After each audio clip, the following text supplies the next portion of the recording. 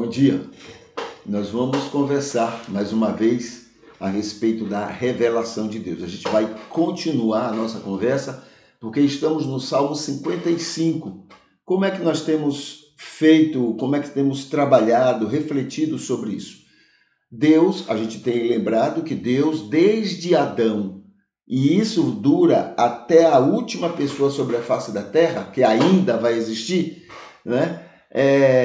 Deus tem se revelado, Deus tem falado do seu amor, da sua misericórdia, Deus tem se apresentado aos seres humanos. E, claro, cada um entendeu de um jeito, porque, não é? Nós somos muito independentes um do outro e Deus criou assim a sua imagem e semelhança, para que cada um pudesse ser um indivíduo separado. Então foi isso que aconteceu, né? Se você for comparar Davi com Moisés, você vai ver grandes distâncias entre a maneira de compreender Deus, né? É natural, né? É assim que funciona. Agora, um mínimo necessário, tanto Davi quanto Moisés, quanto qualquer outra pessoa sobre a face da terra, tem sobre Deus, por causa dessa revelação, por causa da iluminação do Espírito, por causa de uma série de fatores que Deus usa nesse sentido. Muito bem. Agora, de maneira concreta, como é que a gente sabe o que é a revelação de Deus? Jesus Cristo. Tudo nesse mundo, dentro ou fora da Bíblia, dentro ou fora do cristianismo, tudo que seja coerente com Jesus é de Deus, é da revelação de Deus. E tudo nesse mundo, dentro, olha que coisa importante, dentro ou fora da Bíblia, dentro ou fora do cristianismo, que não seja coerente com Jesus, não é da revelação de Deus. É da cabecinha do ser humano, é do entendimento do ser humano, mas não é da revelação de Deus, tá? Aquela coisa de apedrejar adúlteros, não é? De apedrejar filhos desobedientes, isso não é de Deus, porque Jesus mostrou que não é. Entendeu? O olho por olho, dente por dente, Jesus disse que não é de Deus. Então, você vai avaliar o que é de Deus através de Jesus, dentro ou fora da Bíblia, tá? No cristianismo ou fora do cristianismo. Em qualquer lugar, o que for coerente com Jesus é da revelação. O que não for coerente com Jesus não é da revelação. É isso que a gente tem feito para analisar os salmos. E aí a gente encontrou 4 salmos, até agora, em 55 que a gente já viu, já encontramos 4 salmos que são inteiramente coerentes com Jesus. 19, 23, 49 e 51.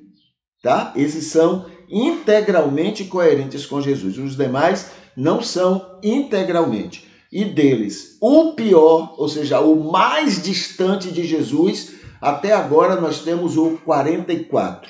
Até agora. Esse 55 está assim, muito parecido, né? Mas vamos terminar ele e a gente então pode ter uma visão mais clara a respeito dele, tá bom? Então vamos lá para o Salmo 55. A gente já viu a primeira parte, né? Versículo de 1 até o versículo 8, e agora nós estamos na segunda parte, versículo 9, né? Até o versículo 15.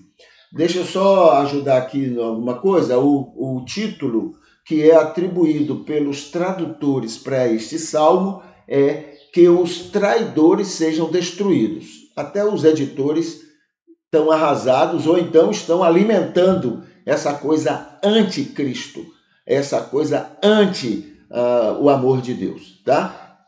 Traidores sejam destruídos, né? Hoje a gente já tem uma visão clara que isso aí tem uma conotação, né, socialmente perigosíssima.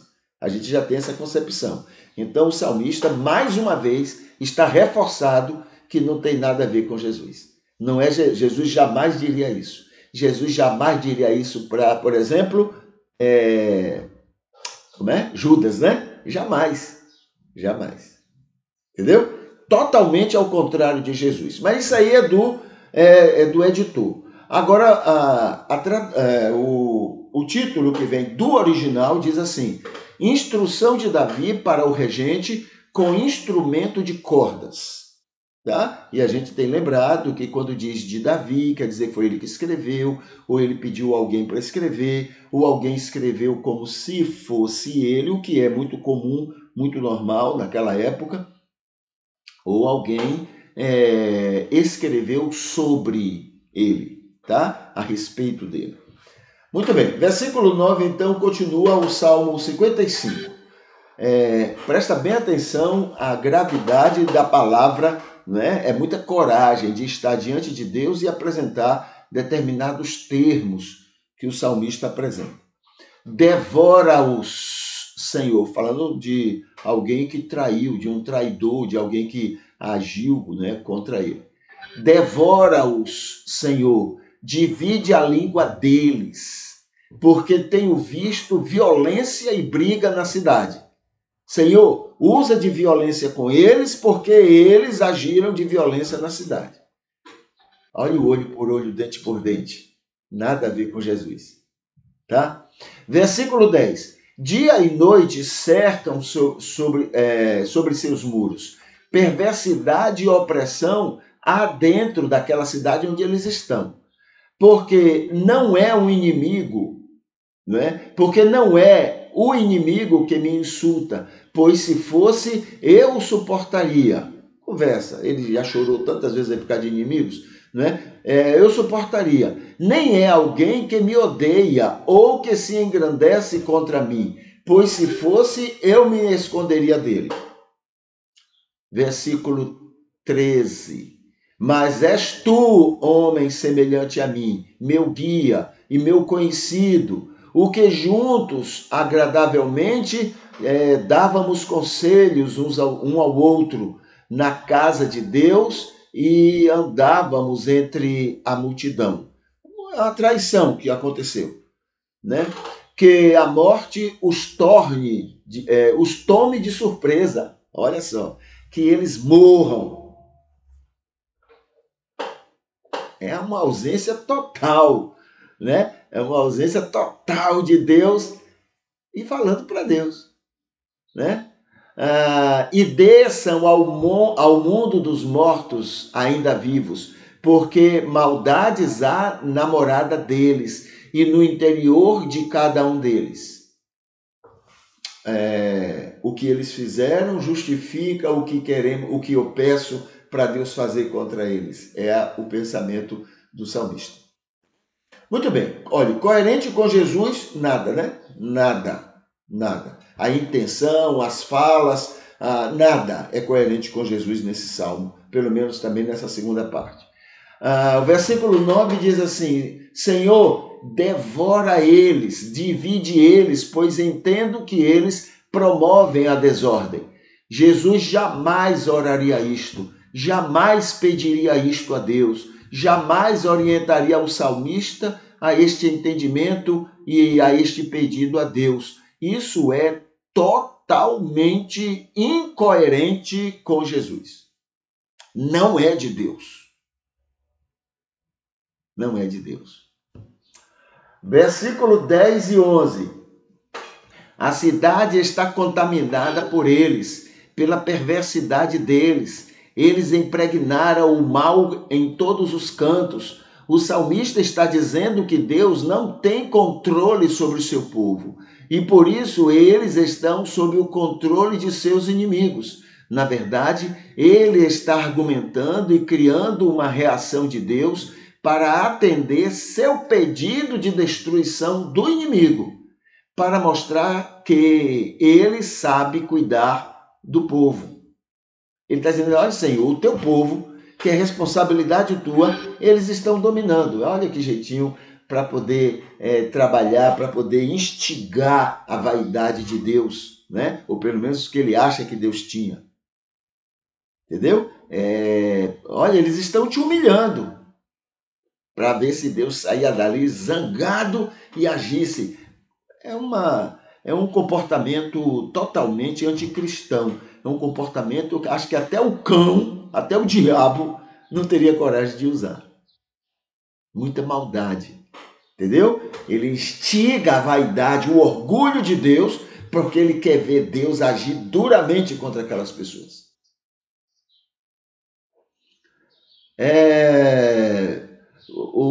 A terceira incoerência, versículo 12, 13 e 14.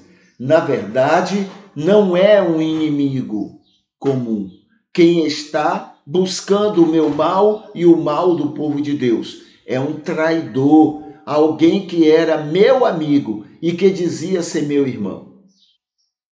Depois de usar um argumento que feria o coração de Deus, o seu povo agora, o seu povo, né, o argumento, o coração de Deus em relação ao seu povo, agora o salmista mostra um argumento que fere o seu coração. Olha, Deus, você tem um motivo para agir duro contra eles, matar mesmo eles, aniquilar eles, porque eles estão ferindo o teu orgulho, mas eles também estão ferindo o meu. Quer dizer, é um outro bom, olha, a vaidade, a prepotência, né?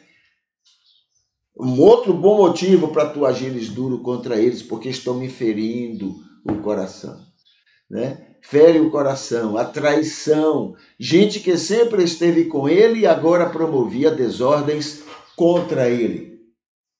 Aí veio a quarta incoerência, versículo 15. Senhor, eles são maus.